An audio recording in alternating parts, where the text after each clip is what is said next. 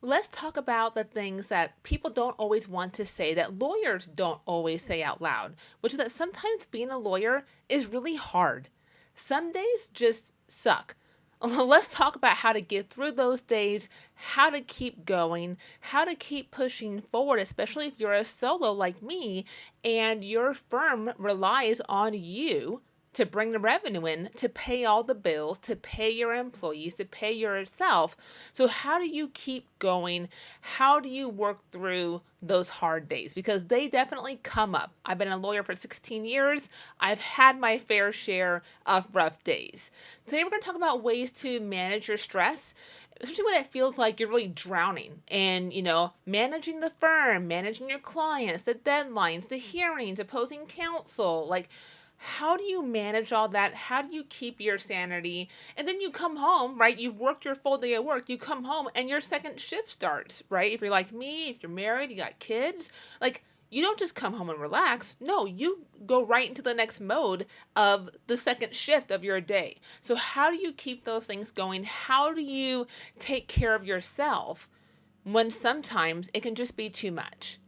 So let's talk about for work in particular, some of the sources of your stress. And you're going to know a lot of these already. Like these are going to be pretty obvious. If you're working long hours, if you're not working for yourself and you have a boss and there's high expectations of you, high billable requirements, if you're doing more litigation, a lot of adversarial type of work, also like your client demands, right? And trying to manage your clients, manage their cases. If you are working in a practice area that has a really kind of high emotional toll on your client and on you, right? That's going to be a big source of stress. A lot of us lawyers, how, if you're like me, I've lived my life like checking the boxes, right? Like this is how you do things. You do step A, then you do step B, then you do step C, then you do step D. Like I've been that way most of my life, through college, through law school, and then even as an adult, like how I've just navigated in my personal life. Like I'm very much a check the box kind of person, and that can be great, but it also can, be not so great sometimes, right? Especially when it comes along with that perfectionism and thinking that you always have to do things exactly right. And as a lawyer, we are in a field and a career where we're expected to be perfect. At least it feels like it from clients, from your bar association, right? It just feels like, gosh, if I do one thing wrong, like that's it. Everything blows up, right? Your fear of making mistakes, not wanting to make a mistake. Nobody wants to make a mistake, but I think we have this added pressure or stress that we can put on ourselves sometimes, and also others can put on us, that we feel like we can't do anything wrong. We always have to be, right. We always have to do things correctly and not make mistakes. And gosh, that can be really, really stressful. For my solos, if you are solo or looking to go solo, or even if like you're in a small firm, not having boundaries in your firm with your colleagues, with your business, with your clients, with your staff, and then personally at home with your family. I work a hybrid format, so I'm in my home office right now, but I go into my physical office about 2 days a week. But when I'm home, even though I'm in this physical office I have a door that's closed, sometimes, the kids don't always follow the boundaries, right? And I've talked a lot about boundaries in the past and how boundaries work, who they're for, that they're really for you, not for anyone else. And so if you're like me and dealing with kids who maybe you sometimes don't respect the closed door in your office, like what are your boundaries with that? What are you going to do, or how are you going to respond when certain boundaries are broken? Personally with your family and also at work, right? How are you going to handle that? And not handling that, a lot of times people will have the boundary, but not the follow through, right? So you need to have the boundary with the follow through. With the follow through. If this boundary is broken, what am I going to do about it? How am I going to handle it? Because all you can control is yourself, right? And your reactions, your emotions, how you handle and process those things that catch you off guard or cause a reaction out of you, stress you out. How are you going to handle that? So those are a lot of the different sources of stress. I think we could probably come up with a whole long list of all the stresses that we deal with as lawyers, as law firm owners, as parents, as spouses. I mean, all the things, right? And so, whatever your bigger sources of stresses are, let's start by identifying them and figuring out what they are. And then let's get into some strategies. Now, there's a lot of strategies out there that I maybe don't follow. It doesn't mean that they're not good. They're just not a good fit for me. Like I'm not the best about having a morning routine. I know a lot of people are and they swear by it. And if that works for you, that's amazing. If you haven't tried it and you want to try it, please do so. I hope it works amazingly for you. I'm not the best about that. Now, we are in the summer where I swear every year before school gets out, in June, I tell myself, okay, this summer, I'm going to get all these things done. I have so many projects that I was going to get done. It is now August and they have not gotten done. Cleaning up my pantry, my kitchen island, various cabinets, our garage. Like, there were so many things that in my mind I was going to have all this time to get done. I have had no time for any of those things. And when I say no time, that means they weren't high enough of a priority in my day-to-day life to get them done. So, but that's because, in the summertime, I have two kids. One is 15, the other one is almost 13. We're real close to being 13 in a few days. There's basketball camp, there's volleyball camp, there's just all these different things to where my daily schedule is not the same every day. Whereas when they're in school from 8 to 2:30 or whatever it is. So I have more certainty with my schedule. Whereas the summer, it's really been kind of, my daughter's had a little job there in the summer, and so there's just like so many variables that it just hasn't been consistent. And so during the summer, even though I tell myself that I'm going to have all this time to do all these other things, it doesn't always work out that way. And I don't know why I keep telling myself I'm going to have time to get all these things done, because it never happens. So the school year, where it's more consistent, a more regular schedule, I have a better routine, right? I have a set wake up time. I have set things that I do in my mornings, but I'm still not as good about a morning routine of doing meditation in the morning or affirmation. Like I don't do it, but I'm sure it works great for those of you who do it. So I highly encourage it. If you haven't tried it, or if it works for you, great, keep doing it. What I really like is my blocking of my schedule. I feel like I'm pretty good about setting certain dates, certain times for certain types of things to get done with my work. So I only see clients about 2 days a week, usually Tuesdays and Thursdays, maybe a Monday sometimes if maybe I have court on a Tuesday or some variables, but usually Tuesdays and Thursdays. I don't see clients on Fridays. Fridays, if I'm working in a law firm, I'm done by 11 or 12. I'm usually just kind of doing some little HR, some admin things or whatever and running the business. But I don't see clients on Fridays. I don't see clients on Wednesdays. So I have dedicated dates of the week and time blocks where I'm getting work done. It really helps me to know, okay, I need to get work done for, I have a 3-hour block of time to get this, this, and this done, right? Or I know I'm doing consults. Some days are very heavy consult days, and I can have consults from 10 a.m. to 4 p.m., back to back to back to back.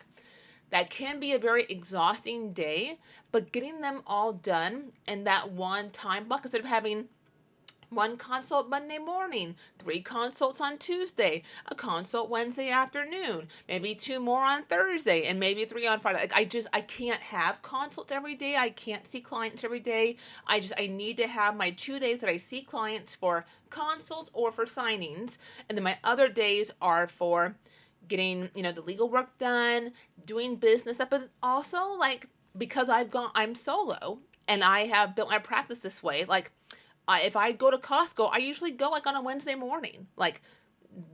I go groceries. If I get groceries, I do it usually during the week. I don't do that on Saturdays and Sundays. That's not how I want to spend my weekends. And so I try to do those things during the week and have the time carved out in my schedule to be able to do those things. Same with my phones. I don't just I don't answer any phone calls. And I don't return any calls throughout the day. I have a set time, usually, not always perfect about this, but usually I kind of, from a set time is when I'm returning phone calls. It doesn't always happen that way. I'm not great about that. Right now, I'm not doing a lot of return phone calls. My paralegal can do most of those for me. But if I do need to do those, I try to make sure I schedule those in to my schedule so it's not just kind of like interrupting my day all day long. Making sure that you're taking time out of your day to just get up and move. If you're at your chair all day long, like I am, that's exhausting. Like, I need to get up and go in my backyard, take my dog out, go check out my flowers, see how they're doing. Just making sure that I'm getting up throughout the day and having some kind of movement so I'm not just stuck in my chair for 6 hours, 8 hours a day. Like that, I can't do that. And I know that about myself. And so making sure my schedule reflects that is very important to me and to set myself up for success in my day to day work. And also, like, I think a big one for us is knowing that it'll be okay. Like, a lot of times we have these things that our clients perceive as being emergencies that maybe aren't truly emergencies. And so knowing in your practice what actually is an emergency, what is not an emergency, and knowing that you're going to do the best that you can do, but there's only so much you can do, right? Even as a lawyer.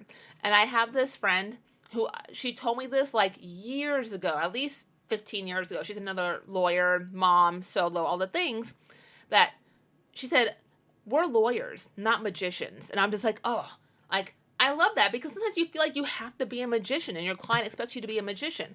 But that's not realistic. Like, you can't do that, right? There are limitations on what you can do. Knowing what those limitations are, knowing what the capabilities are, knowing what the law allows, right? And being able to tell someone, like, no, we cannot do that. I cannot guarantee that for you. We're probably not going to get this result you're looking for, whatever it may be. Having those realistic expectations for yourself and in turn for your clients. So, what are some other things you can use to kind of help manage the stress? Definitely, a big one I see from my solos and small firms is practice management software, and they usually have it, right? They have the MyCase, they have the Clio, they have Practice Panther, or whatever it is that they're using, or Smokeball is another one also. They have that, but they're only using it for their billing. And there's so much more that your practice management can do for you above and beyond just entering your time and generating invoices. So ensuring that you're actually taking the time to, or for your team, to watch the tutorials. Most of these providers have free tutorials on their website about how to use their products, because if you're paying 200, 300, 400, depending on how many users you have, dollars per month for this software, make sure you're fully using it, that you're maximizing its potential and that it's benefit for your firm. So make sure you're taking the time to know how to use the products that you are already paying for. Same with your emails, like setting up automatic like filters for listserv emails or certain types of emails that you may get on a regular basis. I have a folder of just email templates when I send, after a consult, or for closing a file, or for a bankruptcy discharge, or just for various things that I do on a repeated basis. I have templates and drafts for that I'm copying and pasting. For like my estate planning consults, usually after the consult, I'll send a summary of kind of like what we discussed, what the cost is, what it includes, just kind of, and like, it's kind of a long email that kind of summarizes. I have a template for that. For a long time, I was writing those from scratch every time, and it takes so long. But I'm telling most of my estate planning clients like the same information. So why not just have that saved as a template in your draft email folder and just copy and paste that and just change out maybe a few little things that you need to. But otherwise, these things that you do repeatedly, let's put them on autopilot, or let's make it easier for you and require less of your time or your team's time to get those tasks done. Making sure, okay, I want to talk about tracking your time. And whether you're flat fee or hourly, you should be tracking your time, especially if you're hourly, right? Because how are you going to bill for it if you don't know how much time you spent doing the task? For flat fee, how do you know you're charging an appropriate flat fee if you don't know how long it takes you or your team to get the task done? But above and beyond that, a lot of my law firm owners and their teams, I find, are not entering their time as frequently as they should be. Maybe they're doing it once a week or maybe once a month. When the invoice is going out, trying to go back and figure out, what did I do? I have found a great thing to do, and it's almost like a self time audit, is to literally have a notepad next to your laptop and you just write down what you do throughout the day as you do it. And you will not realize how much time you will capture that you don't bill for, or how much time you're wasting, right? If you are spending 20, 30 minutes scrolling on your phone 3 or 4 times during the weekday, that could be an hour and a half of time that you just kind of wasted, right? And so I find just that pen and paper next to your laptop, filling it out as you go throughout the day is a huge, I don't know, huge is the right word, like a great way to get a better grasp on how you are spending the time in your day, what you and your team are doing throughout the day.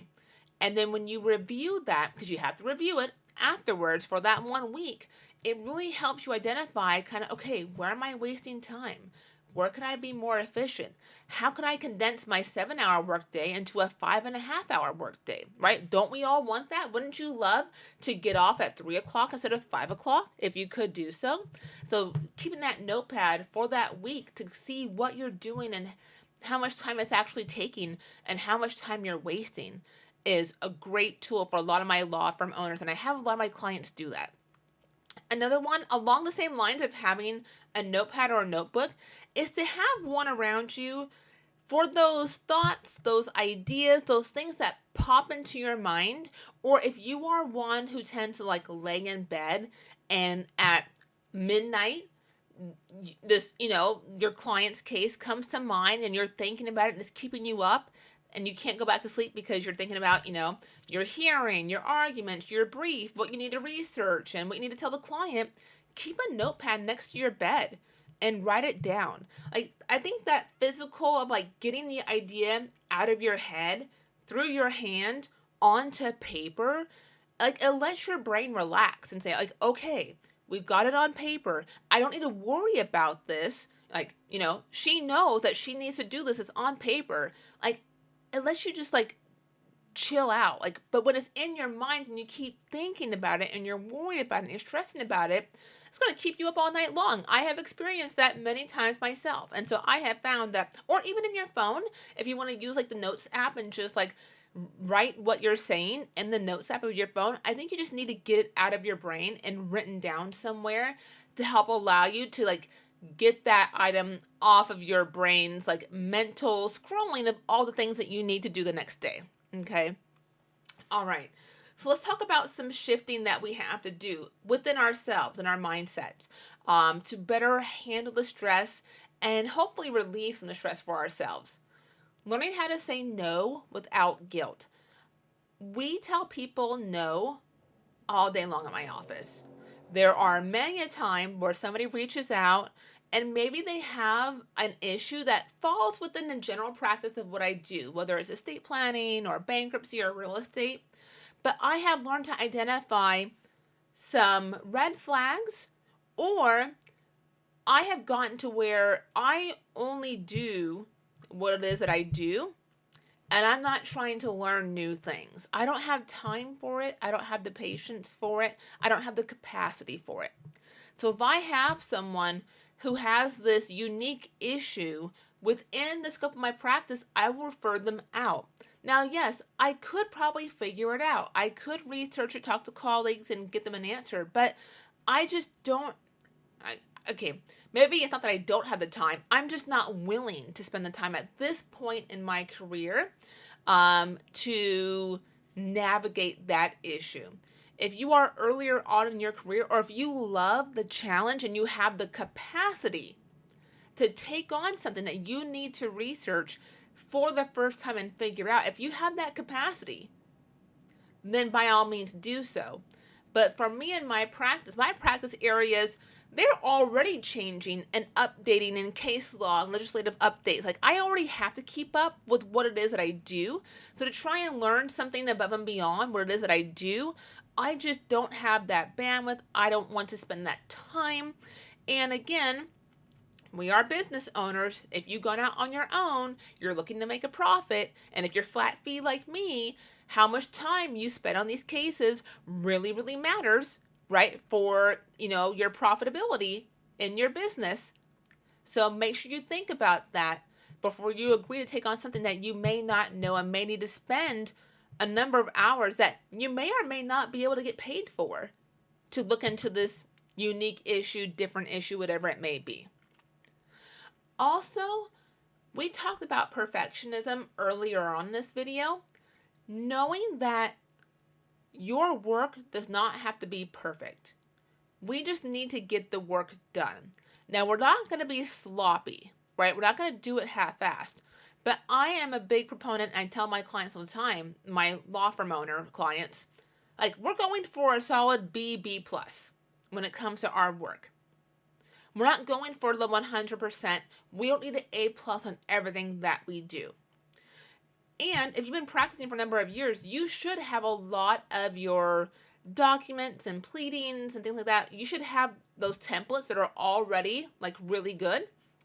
But when it comes to even if you're just starting out and you want to build your website, right? And you're writing the content for your website, it does not need to be perfect. Just go for the solid B. Go for the B+. You can always come back and improve it, tweak it later. I've had my law firm, I've been on my own for 9.5 years now, and every year I am updating and revising and editing my website. It's never going to be perfect, and my website I think is actually really good. But I'm continually making changes and updates to it. Don't wait for it to be perfect to put it out. That's going to slow you down. Whether you're building your law firm or you're doing client work, you're writing your business plan for your firm, whatever it is, it does not need to be perfect. I promise you. Again, we're not going to be sloppy. We're not going to do it half-assed. We're going to do a good job. We're going for the B+, but we don't need to go for the A+. Give yourself permission to be okay with the B+. Along those same lines, know that you're going to make mistakes and that all lawyers make mistakes, and it's okay. I've been practicing for 16 years. I've made my fair share of mistakes. Now, never one that has blown up a client's case, never one that's been an issue of malpractice or something like that, but you don't win every hearing, and even that is outside of your control, right? You're not the judge in the case. You're just putting forth your best argument. But over the years, I can look back, it's oh, maybe I should have done this a little bit better, or I could have done this differently. That's okay. That's a part of growth. And as you develop and hone your skills as a lawyer, again, I've been doing this for 16 years. If you're at year 3, year 4, you're still learning. Even at year 16, I'm still learning, right? I don't do everything perfectly, and that's okay. And for a lot of times when I'm working with my paralegal or assistant, if they make mistakes, I tell them it's okay. It's not a big deal. It's not the end of the world. Call the client back, let them know, or send a follow-up email to correct the mistake, or just fix the document, whatever the mistake. It's okay. We're all human. I'm not gonna put that pressure on you to be perfect. I know I'm not perfect, and so just having that grace for your staff and for other people, but more importantly for yourself, and to give yourself the grace that you would want someone else to give you, or that you would give to someone else, right? Give it to yourself. We can be the hardest on ourselves, so make sure you're giving yourself that grace that you really deserve, because you've been working really hard, and sometimes we make mistakes, and that's okay. You just fix it and you keep moving, right? It's not going to stop you. Everything's not going to fall apart for most mistakes. Most mistakes can be fixed. Excuse me. Let's see. Also, make sure you take the time to celebrate the wins and to pat yourself on the back. So many times we can just focus on the client file that didn't go right, the hearing that we lost, the bad Google review, and we overlook the hundreds of other clients that we have helped successfully. I have a cabinet at work at my physical office full of the thank you cards that I've gotten from clients over the years. And it's just like, wow, like I've really done a lot of great work to help my clients in their lives. I was there for them in a time of need, and I've really done a really good job for a lot of people. Now, there's a couple clients that maybe things didn't go so well for whatever the reason may be. I still did my best, and I know that, the handful that maybe were not thrilled with me, there are, well, gosh, after 16 years, probably over 1,000 like clients that I have been thrilled with me and very happy with me, right? And sometimes we don't remember all the good. We just focus on the things that didn't go so good. So let's make sure that we are taking the time to remember all the great work that we've done for our people, for our clients. All right, let's move on to asking for help. I'm in the state of Washington, I'm in Seattle, and I was appointed to our Bar Association's Wellbeing Task Force. And we're looking at the well being of lawyers and what our Bar Association can do to better support our lawyers. And one of the things that we've realized, and that I've realized, is that like a lot of our lawyers in our state don't even know the resources that our Bar Association offers, right? Like free counseling and therapy, peer groups, support groups, mentor relationships, and helping to build those. And so just like knowing that there are resources out there for you to get help and support, and having like your people that you can call. Like I know that I have a group of girls that who are also solos, also moms, that I have leaned on so many times in my 16 years as a lawyer, especially in going on the past 10 of being on my own. Like where I'm freaking out about something's not going right, or I'm having an issue with, technology in my firm, or my, trying just whatever it may be. Just having someone you pick up the phone and call and to say, hey, like, I have this going on. Like, what do I do? How do I deal with this? How do I navigate? How do I get out of this issue, whatever the issue is? Because whatever problems you're having, you're not the first person to ever have those problems. I guarantee you. Somebody else has been through that. Probably many people have been through that. And so having those people in your life that you can know and trust and rely on, and who will help you and answer those calls for you or answer those emails for you, has been so priceless and so invaluable to me in my career. Now, this is a group of gals that I have found organically, like going to events, meeting people. We were all kind of, not all of us, but a number of us were kind of pregnant at the same time. So our kids are kind of the same ages, right? And so that means you're going to have to go out there and meet people and create these relationships, right? And so I've shared with you, I'm an ISTJ, my Myers-Briggs. I'm an introvert. Going to new events where I don't know people and meeting people is not something that I want to do, but it is necessary, both for building your practice and building your support, but also as you want to grow your referral partners and grow that network, you're going to have to do these things. And I've talked before about kind of how to navigate networking in a different video, so feel free to look at that one, or the others that I've done on that. But that's going to be an important part of creating your support group and your people you can go to in a time of need. And then also you're there for them as they navigate through that. And also you're sharing the wins with them. They're not just there when things aren't going well. They're also there to celebrate with you, right? And to cheer you on and to keep you moving forward. Make sure also that if you are a solo, and you're starting to get some momentum and some traction, and you're having more consistent revenue, that we're getting some support in the firm. The biggest one I see right away is getting phone support, like with a virtual receptionist. So make sure you're doing that, and then making sure you're figuring out how to bring on help in a efficient way, a cost-effective way, when the time is right for you to do so. Because you can only do so much by yourself as a true solo. You're going to hit a point in time in the growth of your firm where you need help.